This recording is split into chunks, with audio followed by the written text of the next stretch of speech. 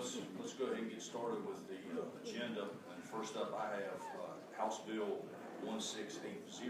Delegate Bloxham, you're welcome to present there, or if you take it right now. You see your phone? Thank you, Mr. Chairman. I do have a substitute. I'd like to move the substitute, Mr. Chairman. Do I have a motion? Second? Is there a second? Any discussion? All those in favor signify by saying aye. Aye. Okay, Delegate Bloxham. Thank you, Mr. Chairman. All this bill really does is put into code what is already in regulation. There are already advisory committees set up at the DMRC, and this more or less puts them all into code. It also puts a rotational membership of each board. They can be reappointed, but they actually serve for their recommended term and really cannot be taken off except for gross negligence, really, is the way it's written, or they miss meetings.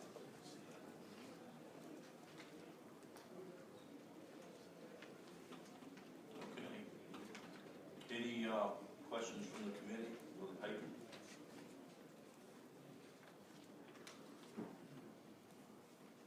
Okay, hearing none. Is there anybody that's present that would wish to speak in favor of the measure? Anyone wishing to speak in favor? Chris Moore, Chesapeake Bay Foundation. I serve on a number of these committees as well as other staff members at CBF.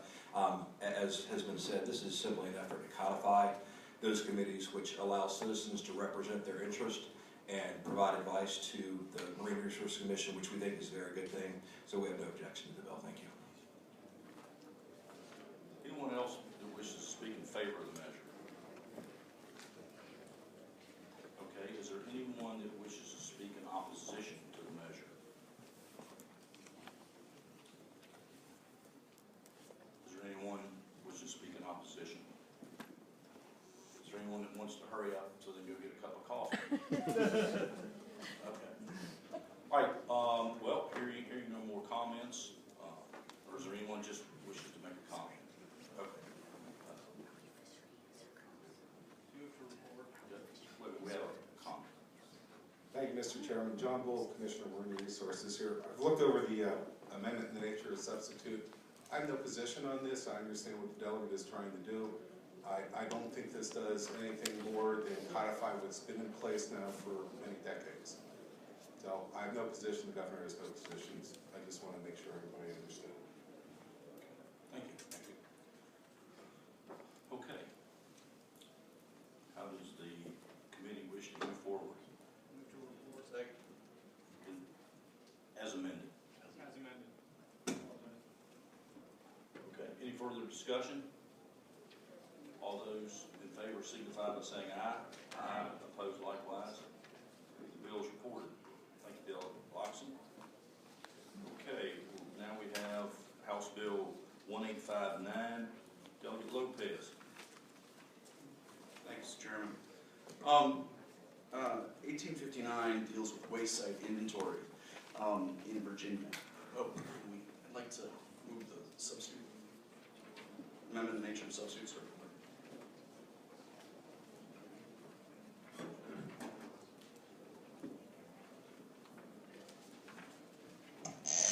Mr. Chairman, before we adopt the substitute, could the patron give us just some idea? Is it a significant change, or is it just some? It's mostly vocabulary. It's mostly technical language. Okay. I would move to adopt the substitute. Second. Moved and second. All those in favor signify by saying aye. Aye. Opposed? Okay, we have before us a substitute.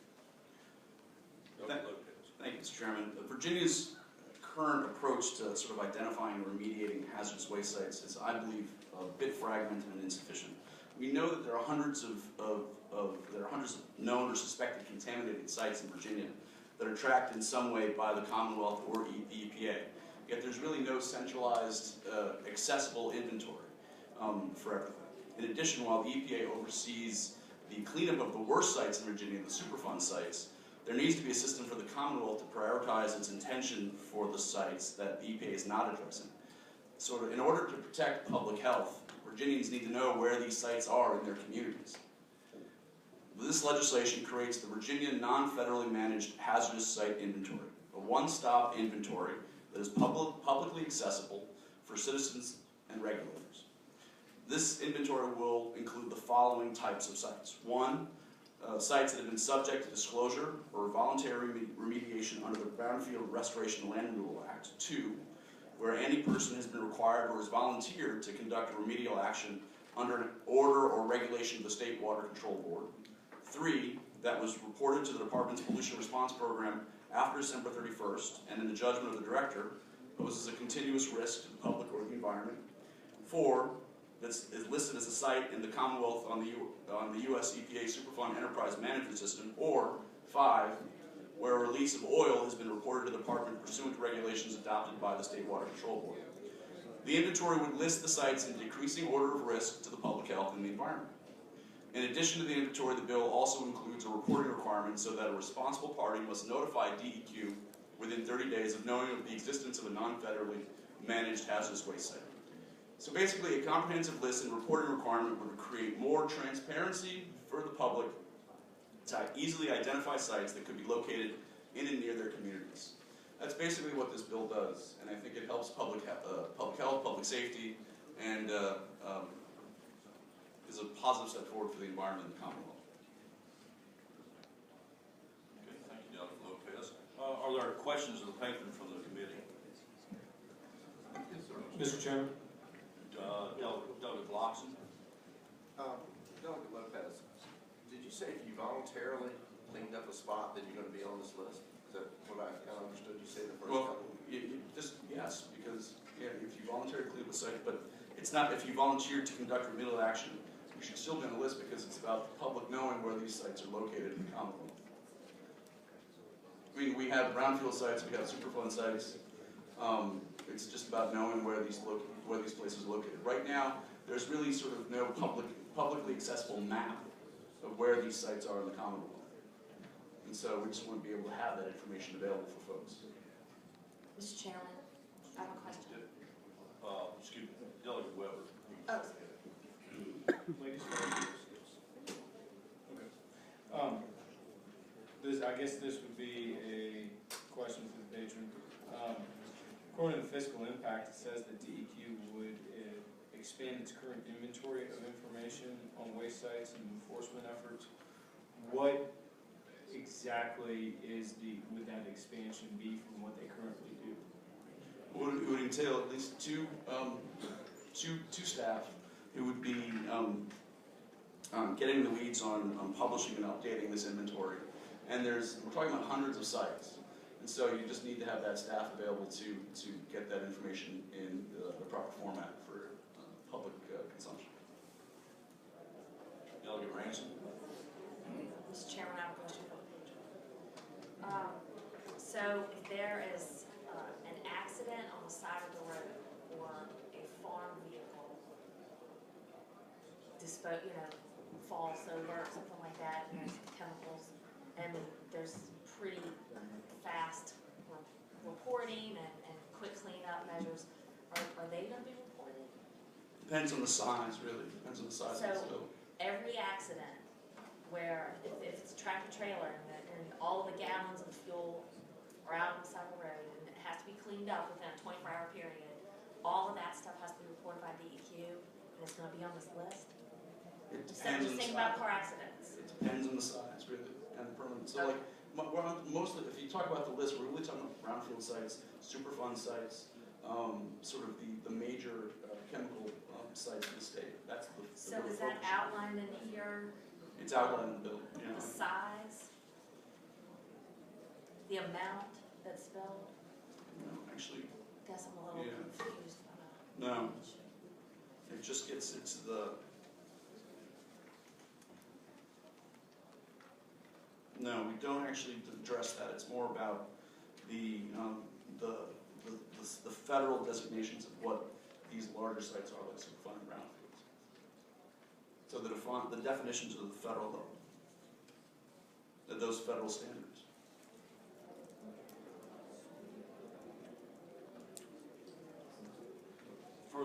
questions from the committee? Mr. Chairman. Is that Delegate Weber? Sorry. Delegate Weber. Question for the patron. So if a person wanted to find this information about non-federally managed hazardous waste waste sites, there currently is no mechanism for them to do that? Not really. Not sort of a easily accessible site for the Commonwealth.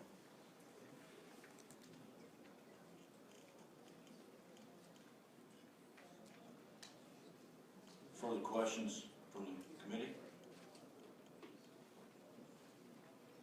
Okay, is there anyone in the audience that wishes to speak in favor of the measure? Please come forward, identify yourself, please.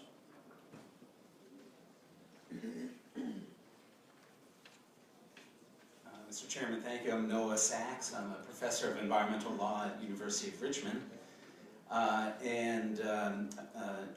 3 years ago, I authored a report on toxic chemicals in Virginia, and this is one of the issues that I flagged pretty early on, that there is no one place where citizens can determine how far they live from one of these sites and how dangerous the sites are. So a few additional comments on the issue that was raised about, is there some minimum quantity? What the bill says is small spills that are reported to DEQ's pollution response program.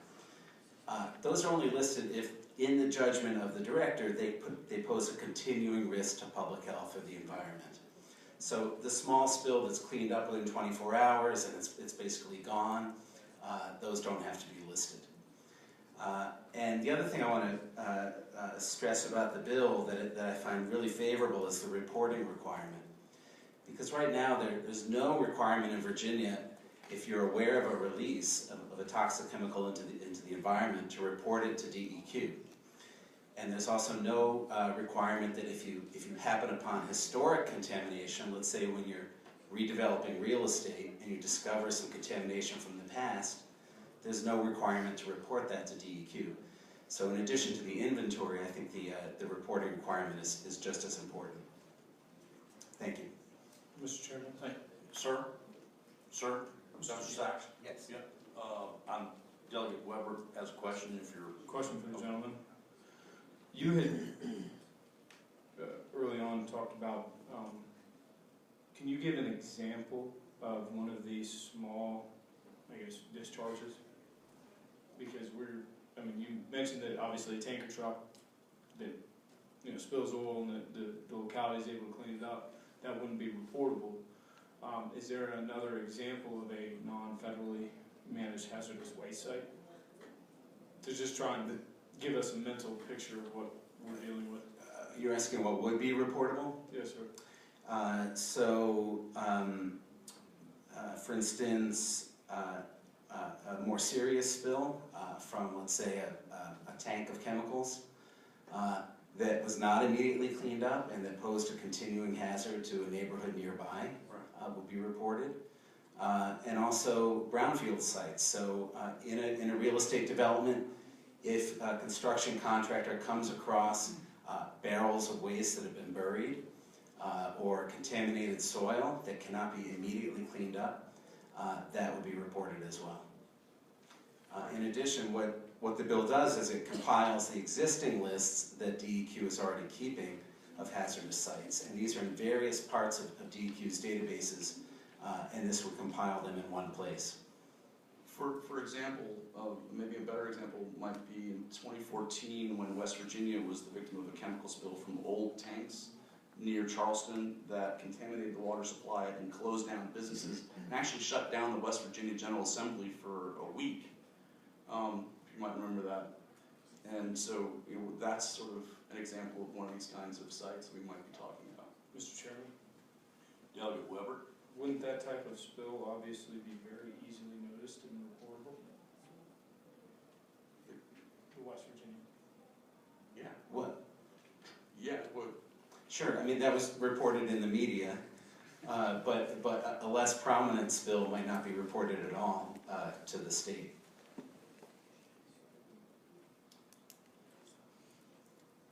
It's very common, by the way, even with Superfund sites, that Superfund sites are never completely cleaned up. There's residual contamination that lasts for decades and decades. And so the idea that the state is going to swoop in and clean up the problem is not true for every spill that occurs in Virginia. Take, for instance, Ocean County, New Jersey, back in the 70s. Someone, we don't know who to this day, or I think we do know now, dumped fairly toxic chemicals into the groundwater. And for the next 30 years, there was a cancer cluster for kids born in a certain area of Ocean County, New Jersey. And no one knew about who and what and how it occurred, but it was determined that it was a chemical waste dump. And they found out, I think it was an individual from a local business who had simply taken this hazardous material, tried to get rid of it by dumping it into a field. The field was over the water supply for half the county. Yeah, and often we find out about these sites decades later when there's contaminated groundwater. And so one of the reasons the reporting requirement is so important is it makes it legally obligatory to report a site as soon as you know about it. As soon as a responsible party knows about the site, must report to DEQ. Okay, any other questions of the gentleman? Okay, thank you. Anyone else wishing to speak in favor of the measure? Hi, I'm Steve Carter Lovejoy, the Water Issues Chair for the Virginia Sierra Club, and we voted in support of this bill. We think that it's an important step toward transparency and potential problems. We think it'll be a great tool for working with hazardous sites down the road. We think citizens have a right to know this information, and we trust DEQ to not to put a lot of trivial sites on this list, but to make sure that the criteria are followed and that these are sites that really do pose a current or potential danger. Thank you. Thank you. Anyone else wishing to speak in favor of the measure? Is there anyone present that wishes to speak in opposition to the measure? In opposition?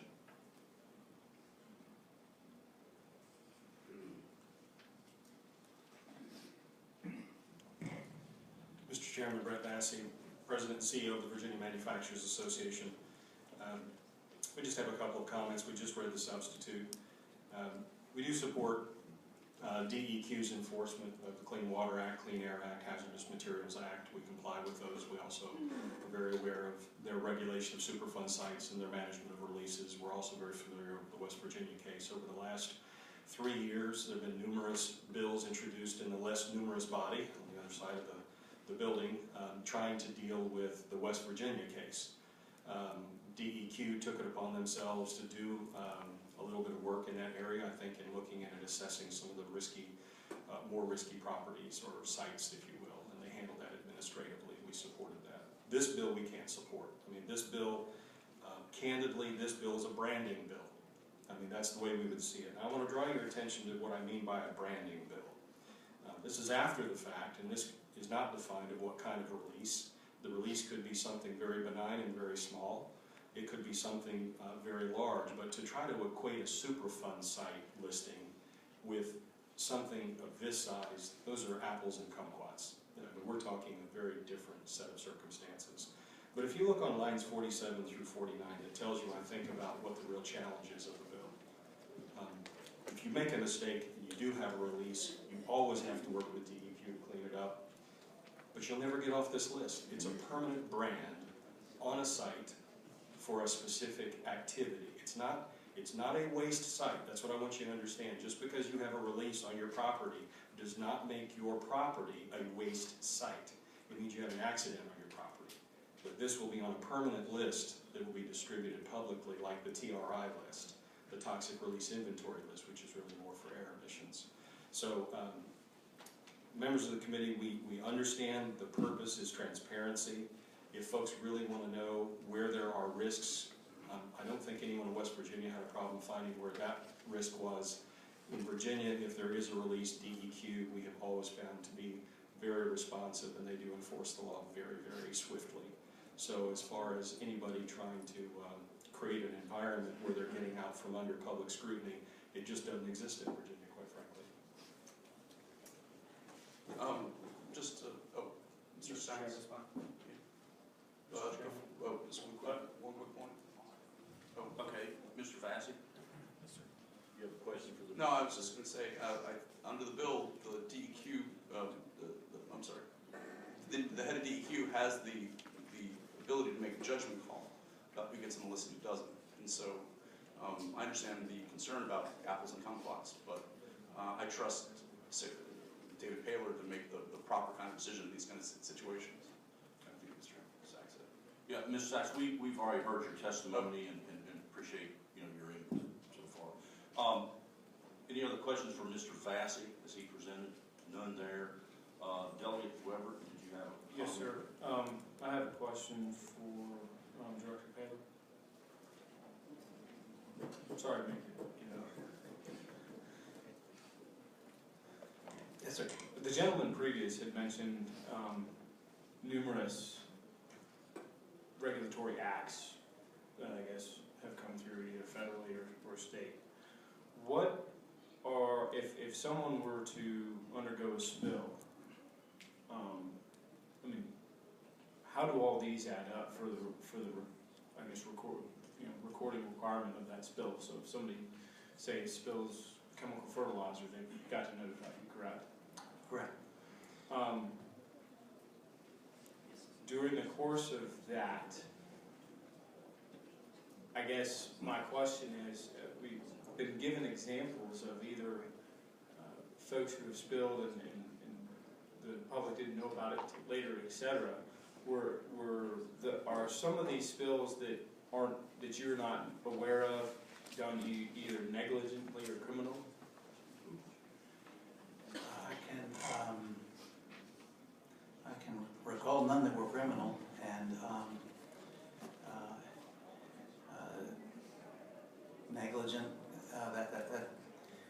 That's a tough burden. That we certainly some folks have better diligence than others do. When there are spills, especially that reach state waters, that information is available in our pollution response database, as well as possibly other databases.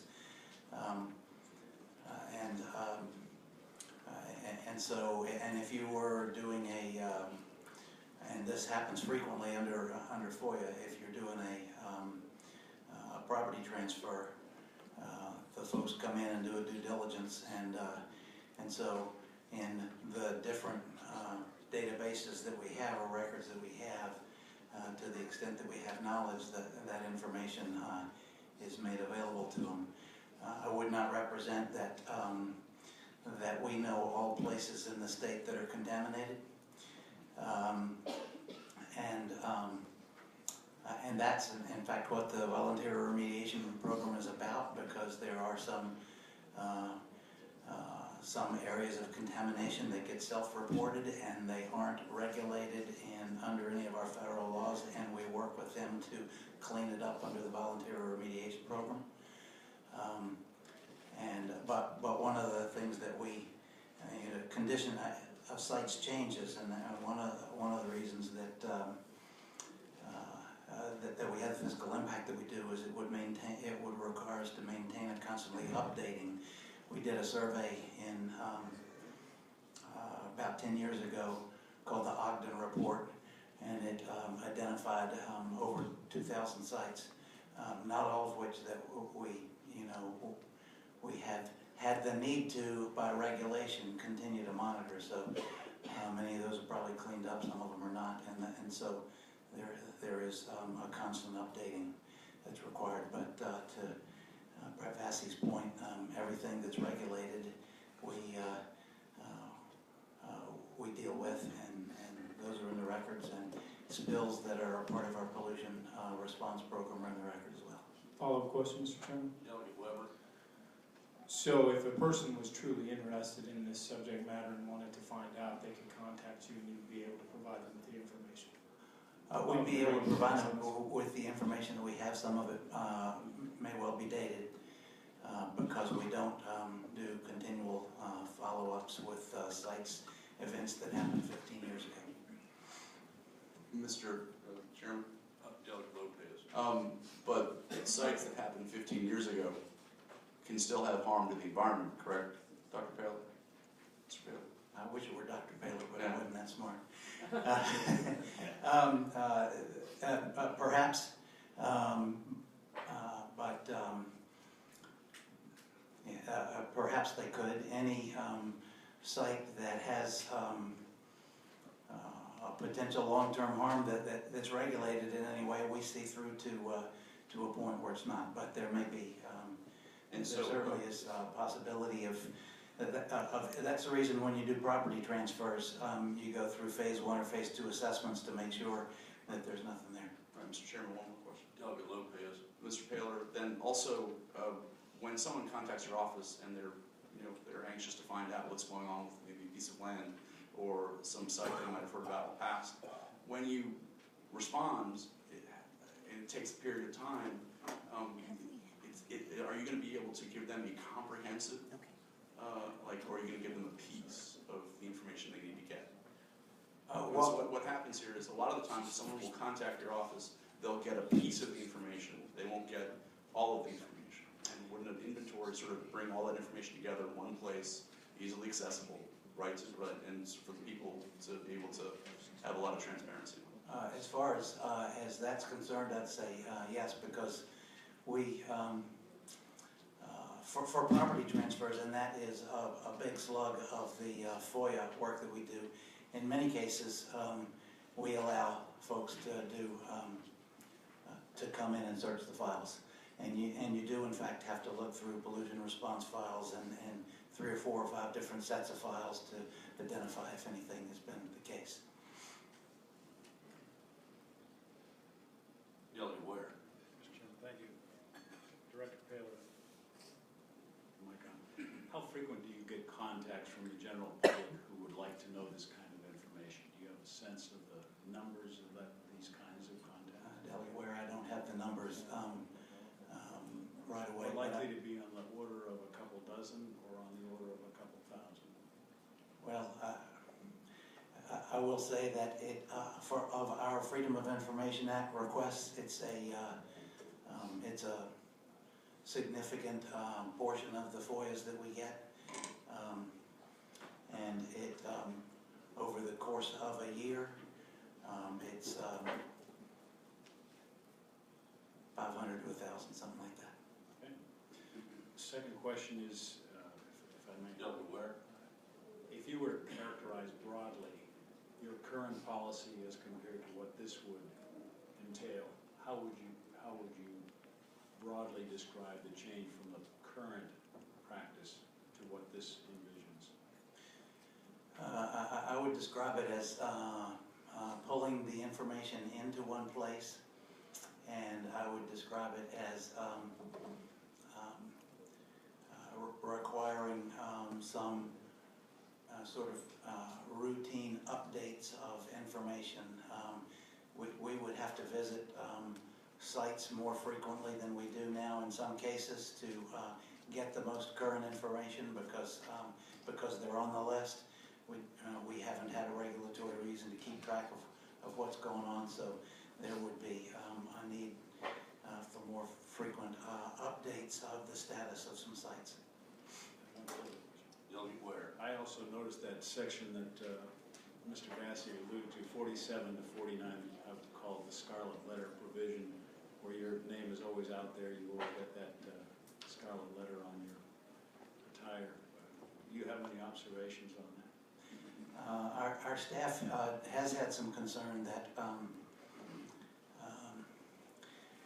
that this might have a chilling effect on the voluntary remediation program for those kinds of reasons.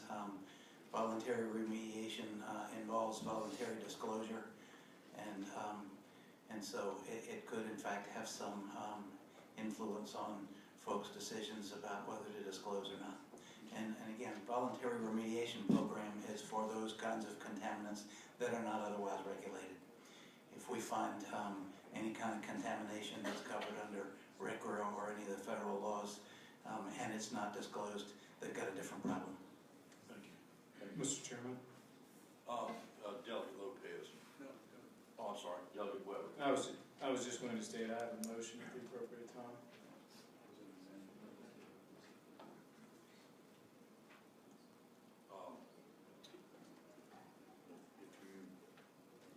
Delegate Lopez.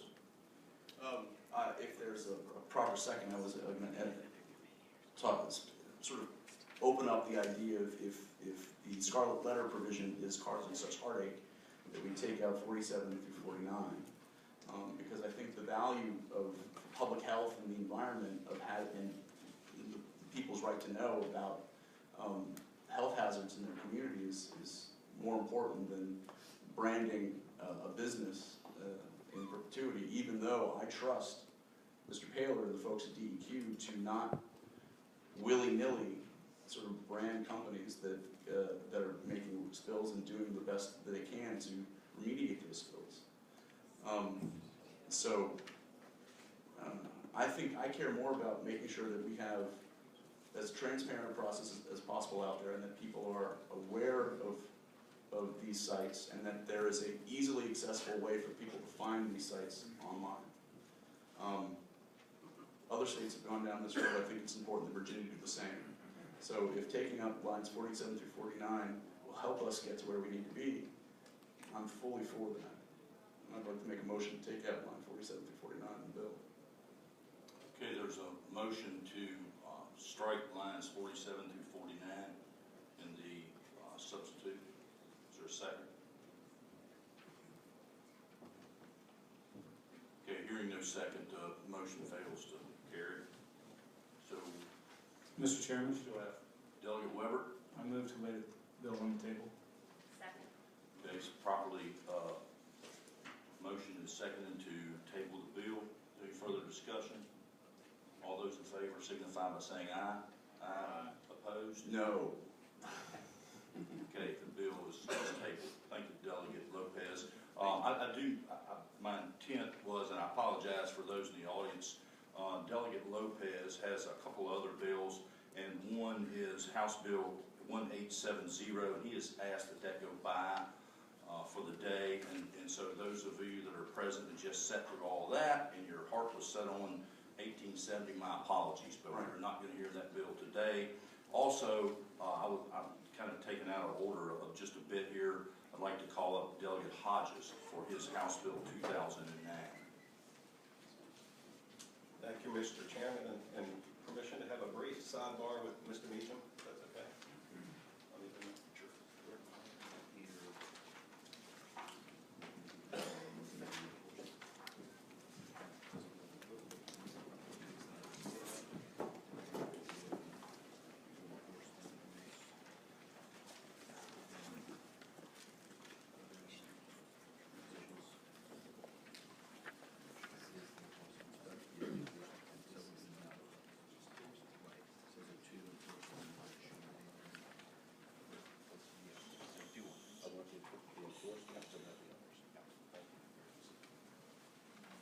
I apologize, Mr. Chairman, and before we go, someone leave behind an iPad on the dais, so. I'll take it. You take it? Okay. Thank you, Mr. Chairman. Delegate Hodges. Thank you, Mr. Chairman, members of the committee. And if Mr. Meacham could report some amendments.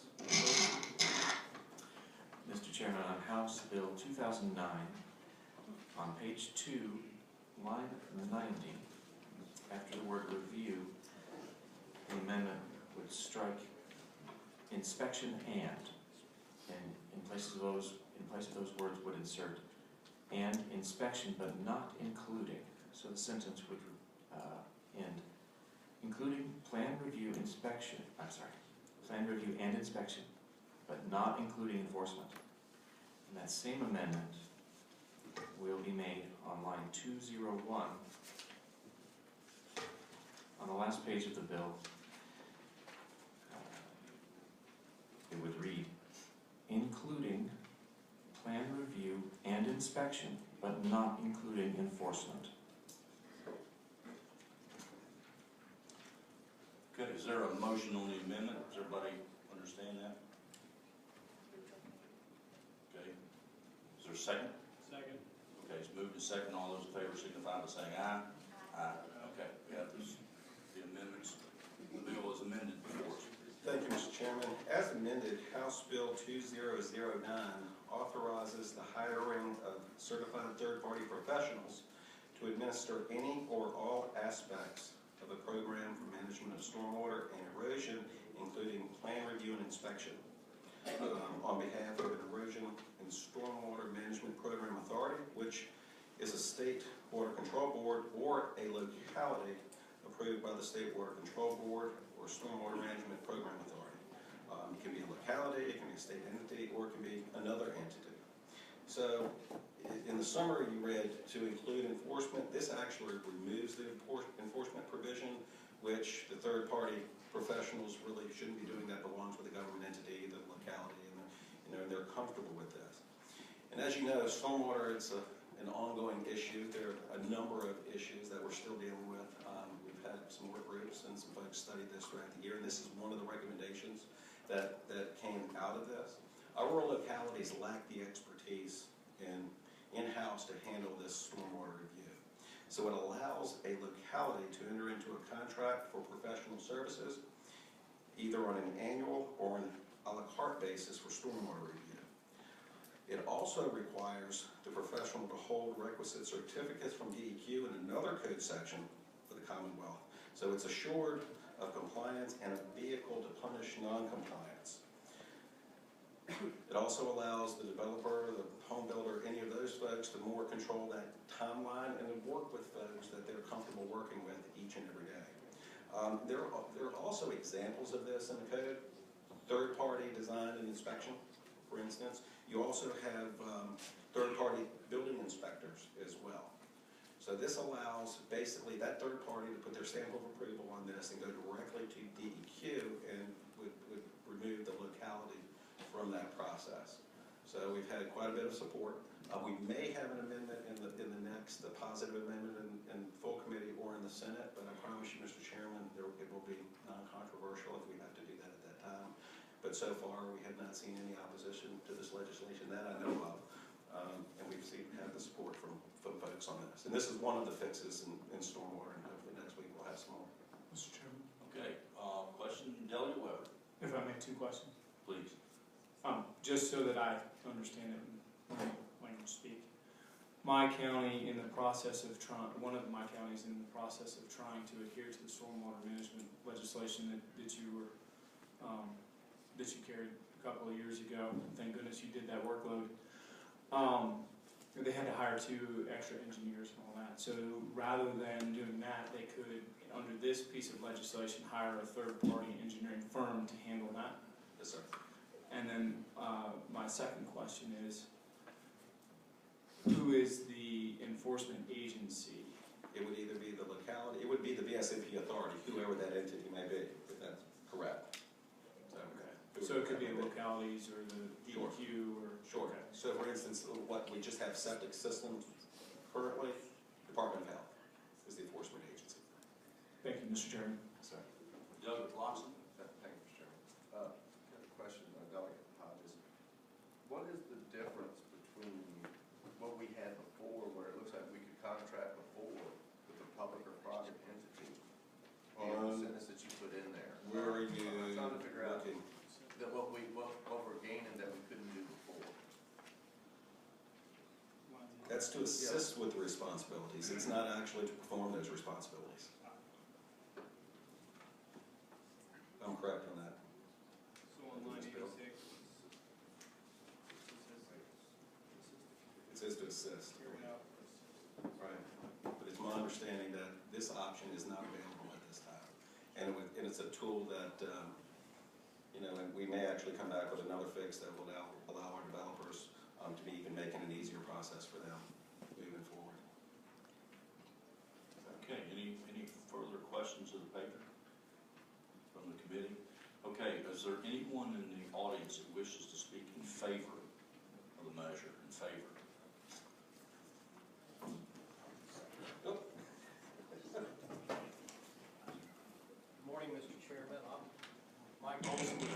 Stormwaters Association of Virginia. This is my 15th year working on stormwater issues, and happy or unhappy to say. Credit my gray hair a little bit for that issue.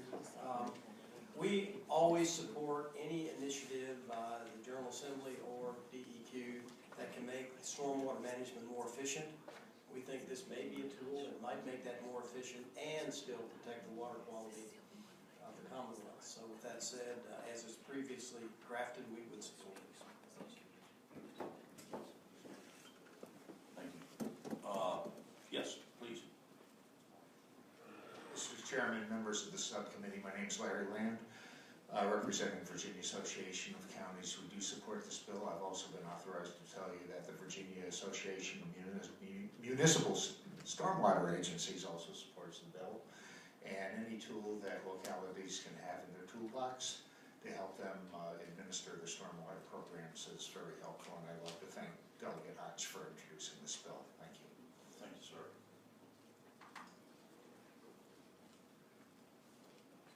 Good morning, Mr. Chairman, members of the subcommittee. Peggy Sander, Chesapeake Bay Foundation. We're here to support the bill, and in particular to thank Delegate Hodges for working with us on some questions that we had. We appreciate that this gives and clarifies that localities have significant flexibility in responding to the stormwater and erosion and sediment control programs. Thank you. Thank you. Anyone else wishing to speak in favor? Seeing none, is there anyone here that wishes to speak in opposition to the measure? Anyone in opposition? From the committee, anything for Director Taylor? I just moved to report. Second. Moved and properly seconded to report the bill. Any discussion? All those in favor signify by saying aye. Aye. Opposed? Bill's reported. Thank you, Delegate Hodge. Mr. Chairman. Okay. With that, I think we're back to you, Delegate Lopez.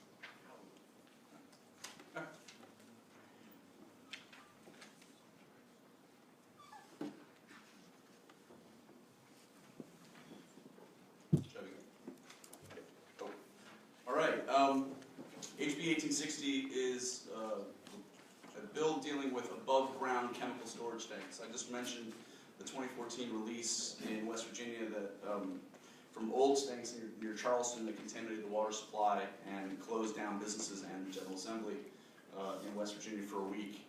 This bill will prevent this kind of accident from happening in the Commonwealth of Virginia. Many of these storage tanks are located next to waterways and sometimes within 10 feet of waterways. They represent a direct threat to our rivers, streams, and the bay.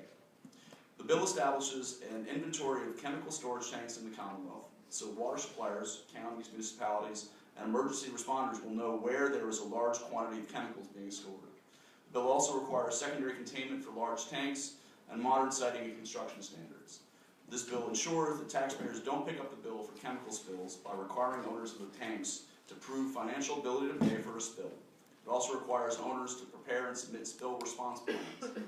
Now, the bill has a 5,000-gallon threshold, while the oil tank provisions of the code apply at 660 gallons. The higher threshold, in my opinion, is designed to reduce the burden on farms and small businesses. The code also already has comprehensive common sense requirements for above-ground oil tanks. This bill will put into place similar requirements for above-ground hazardous chemical tanks. EPA is preparing regs on hazardous substance spills under a court order, but the court did not specify the content of these regulations. I think this bill is essential regardless of what EPA does. EPA has 3 more years to finalize the regulation and can ask the court for an extension, at which point it's going to be challenged in court. We all know that. I mean, basically every major EPA rule is challenged in court, so it could take up to 5 more years or more before the regulations are in place. Even more if the challengers win and a court strikes down EPA's initial version of these regs. Let me be clear, the new regs only apply to chemical spills into water and not elsewhere. I think if we're talking about public health and public safety, something like this is important to address sooner rather than later. Thank you, Delegate Lopez. Questions from the committee for the delegate? Mr. Chairman, Delegate Weber. what are the current requirements of a chemical tank or a fuel tank?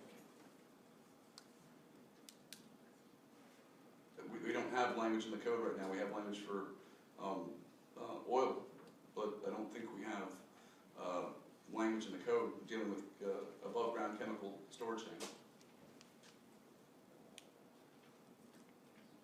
From my reading I've done with others. Mr. Chairman, Delegate Branson. I guess I would have to ask Director Paler. I mean, if we're just talking about fuel, I mean, you have federal requirements, you have to have a permit, and you have to keep a great big file. I'm one of those people that keeps a great big file on above ground fuel tanks and what happens. You have to have a dike around it, and or it's double cased, all sorts of things. So Those, Mr. Chair, those requirements are in place for petroleum, and they came specifically from, I started with underground storage tanks that were leaking and that sort of thing. And so in fact those requirements exist for petroleum and do not exist at the state level for other types of chemicals. I would say that the answer to Delegate Weber's question depends on locality and building inspectors and those sorts of reviews, building codes, but it's not under DEQ purview at this point. Mr. Chairman, Delegate Weber. Director Paler, can you provide an example of a substance that is kept in an above-ground tank that's not regulated at any level? Not regulated at any level.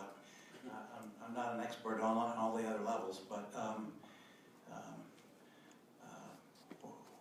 organic chemicals, organic fertilizers, the tank itself is not regulated. We had in the Tidewater area 5 or 6 or 7 years ago a fertilizer was built from a tank, was cleaned up. The tank itself is not inspected and regulated by us. It may have required some local building inspector review, but I'm not familiar with what the extent of that review is, and it's going to vary by locality. Mr. Chairman. Delegate Lopez. Mr. Paler, so would you say that this is an accurate statement, that we have a craftwork quilt, a hodgepodge of local regs as it relates to the regulation of above-ground chemical storage tanks, as opposed to a one-size-fits-all in the code DEQ approach to dealing with chemical storage tanks? I would certainly say we don't have a one-size-fits-all at the state level for tank inspection. Would you say this, follow up, Mr. Chair? Delegate Lopez. Would you say that not having these kinds of public safety safeguards in place is good for the public health or good for the environment, and is not open to some kind of accident waiting to happen, just like in West Virginia? That's a risk-based judgment. I would certainly say that with a program like this, the risk of a release would be lower than it is without. I think so I'll leave it at that. One final follow-up, Mr. Chairman. Delegate Lopez. Would you also say that limiting this to tanks of 5,000 gallons or more, and by extension not impacting small businesses and farms, would only be going after the worst possible spills? That'd be a difficult judgment for me to make, because I think it depends on what the chemical itself is. So you could have 500 gallons of one thing could be worse than 10,000 gallons of something else. But you know, it sets a risk threshold, and I understand that. Director Paler, but regardless, if there's a spill that occurs, that the previous discussion that we had, those spills, the individual or company is required to report those spills? As especially if it reaches state waters, that's correct. If it's combined on the sled and you know, it doesn't reach state waters, it may not be required to be reported, but it wouldn't have had, it would have had only localized impact. Mr. Chairman, question. Delegate Weber. How, trying to do a one-size-fits-all, I'm trying to think of all the various tanks and things that I use in agriculture, and I know some agricultural folks have, you know, some fairly large tanks when it comes to fertilizer, when it comes to various other things.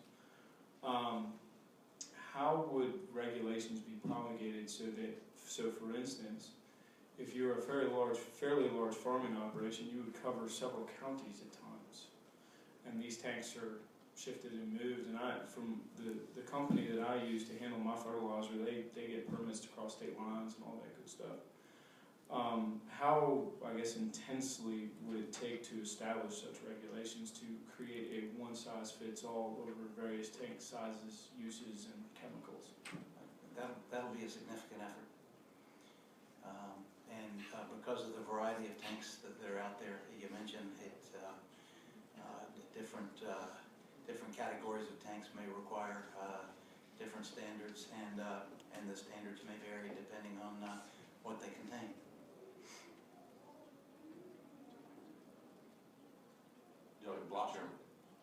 I guess, correct my ignorance on this, but we're directing this to the State Water Control Board, and we're going to get them to establish fees. Wouldn't it be more appropriate to go through the DEQ, or is that a subsection of you? All regulations have to be approved by the board unless you give the department specifically a specific authority to do it independently of the board. So that's why the board would be mentioned. Okay. Mr. Chairman. Delegate Weber. And the fiscal impact statement basically was just, I guess, a criminal fee. Would there be any further fiscal impact to develop these new regulations and to do the necessary research to understand the different tanks and chemicals used? So, for instance, nitrogen, phosphorus, you know, different types of pesticides, herbicides, etc. I'm just thinking about farming. I can't imagine of going over the course of the various different industries that are out there. Our estimation of the fiscal impact is that it's significant. It's 2.4 million. Some of those, it's 22 positions. Many of those positions would be inspectors to validate that in fact the rules were being adhered to. That's not unlike our petroleum tank program, which has maybe 60 or more positions, and a lot of that is some of that's about cleanup. A lot of it's about maintaining the standards. So it will take a significant lift to come up with the right regulations, and then a lot of staff in the inspection program. Mr. Chairman. Delegate Lopez. A lot of environmentalists, a lot of folks from similar DEQs, other states, always talk about, you know, size differential between, you know, bigger states, how many staff they have at DEQ, and states. Take North Carolina. The joke is that for every 100 staffers at DEQ in North Carolina, we have 30. So maybe it's time we actually increase the oversight. Maybe it's time we actually have more staff in DEQ, because ignorance is not bliss in my estimation. Well, I am not apprised of what the staffing in Virginia is relative to other states, but you're probably never going to find me saying that I'm overstaffed, even with the current responsibilities that we have right now. So, you know, the fiscal impact that we filed for this bill, we think would enable us to adequately administer a program as it's described in this statute. Okay, in the interest of time, we probably should try to move along best we can. We'll give everybody a fair say. Is there anyone in the audience who wishes to speak in favor of the measure?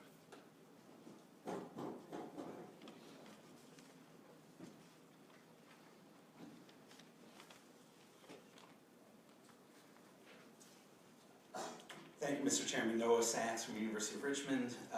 Just a few quick points on this. One is to consider the cost of inaction on this bill.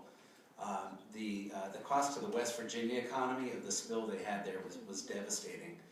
And within 3 months of that spill, the legislature swung into action and passed a comprehensive law on above-ground storage tanks in West Virginia that is much more comprehensive than what we have here.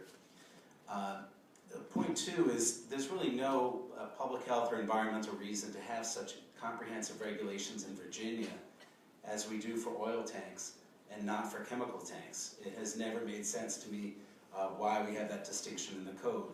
Both of them are threats to the water supply. And finally, I wanted to mention the ways, as I've read the bill, that this bill is actually heavily privatized. The inspections of these tanks are conducted by professional engineers that are hired by the tank owners, not by DEQ. The engineers will file reports to DEQ. And the funding for the whole program will be funded by an above-ground storage tank fund that will be funded by fees on the tank owners and not through appropriations. Thank you.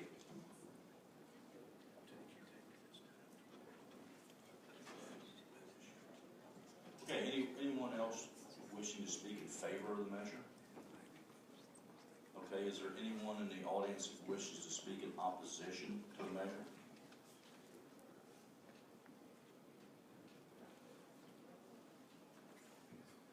Mr. Chairman, Brett Bassey, Virginia Manufacturers Association. First, I want to, strangely enough, thank the patron for his interest in protecting the water, particularly on the industrial side. It is true, in West Virginia, it shut down a number of manufacturing operations. There's nobody of greater interest in protecting from bad actors than our industry, because we are major users of the riparian resources and the water resources in Virginia. That being said, this particular bill, one of the challenges that we have with this, and we don't support the bill in its current posture, is if you look at the West Virginia case, it was human error. It was not tank failure. It was human error. You can't engineer for that. But what I will say is every time Virginia has had an opportunity to address something where there has been a structural failure, we've had one that the director mentioned in Chesapeake. And I'll remind the committee that in 2010, this legislature passed a bill, House Bill 1211, that specifically created a construction standard for 100,000 or greater above-ground storage tanks for pesticide, which is what the release was in Chesapeake. And they use the API standard for that, and it's a local review with a certified engineer, a PA, professional engineer. Sorry, PE, excuse me. So from our vantage point, you're creating a multi-million, if not hundreds of millions of dollars of expenditure. But also the other thing is, I want to make some comparisons here. 5,000 gallons is very small. That is every single factory in Virginia would get caught in that, all 6,000. Every farm in Virginia, I'm sure, would get caught. That's not a large number. But the other thing in this bill that you need to look very carefully at, it also requires a construction of secondary containment for all 25,000 or greater. So I don't know what that cost would be to go through and create a mandate on secondary containment. But all of that is to say, at the end of the day, what you will find with industry is you can't control for the bad actor, but you can control for construction and engineering. And whether you have a chemical or whether you're impounding grease that's used for rendering, all of that would get caught in this, but all of the construction standards are very similar to what the API requires for petroleum, because it's best practice and it's involving protecting human health at those sites. So I think if folks take a look at this and they actually went out and looked at some of the sites that actually have some of these above-ground storage tanks, you'd be surprised to see the containment and the construction standards that they currently use. Yes. I'm Mike O'Connor, representing Virginia's petroleum marketers. And to Delegate Lopez, I apologize for not talking to you. I did speak with your aide the other day about this issue. Our concern lies on lines 223 through 236. There is, as was mentioned by Director Keller, a Virginia Petroleum Storage Tank Fund that's capitalized by 0.6% of every gallon of petroleum that's sold goes into that fund, about $23 million a year to the state of Virginia. That is authorized under the same section of the code as is in Delegate Lopez's bill, and our concern is under this bill it is not capitalized, and the threat that the petroleum fund could somehow be tapped, and this would take a mere board amendment. So with that concern, we are not in support of this bill. Yes, quickly, please. Mr. Chairman, member of the subcommittee, I'm Jonathan Harding with the Virginia Agribusiness Council. I come forward today in opposition of House Bill 1860. It's a very comprehensive and burdensome piece of legislation for implementation on the ag retail side. And currently at the federal level, EPA has regulations that we believe are sufficient under the risk management plans, which are aimed at regulation guidance for chemical accident prevention. Then also with OSHA, ag retail facilities have recently come to their regulation. PSM's process safety management or analytical tool focused on preventing releases of highly hazardous chemicals on site at chemical facilities. And currently ag retail facilities are trying to implement those regulations, and they're very comprehensive. I did a tour in Indiana and Illinois explaining these regulations, and it's a very large stack of papers to have to go through. And then when it comes to kind of agribusiness and fees and implementation, it's very costly to small ag retail facilities, and it affects the bottom line, and that would get passed along to the farmers as well. And then also within the industry, members of the industry have signed up with people like the ASMARC Institute and Responsible Ag. And Responsible Ag was created in 2014 in response to some incidents within the industry. And the industry has taken a proactive approach to try to fix the issues that they've had. And the ASMARC, it just bridges the gap. It's a nonprofit between ag retailers and government agencies responsible for preservation of life, property, and environment. And then Responsible Ag is similar to that, just specific to the fertilizer industry. So we prefer the industry comply with current regulations and work with partners like ASMARC and Responsible Ag to be proactive and safe and not have more regulations implemented onto ag retail facilities. Thank you. Thank you. Mr. Chairman, I have a motion. Delegate Weber. I move to lay the bill on the table. Second. And motion and properly second to table the bill. Any further discussion? All those in favor signify by saying aye. Aye. Opposed? No. The bill is tabled. Thanks, everyone. Meeting adjourned.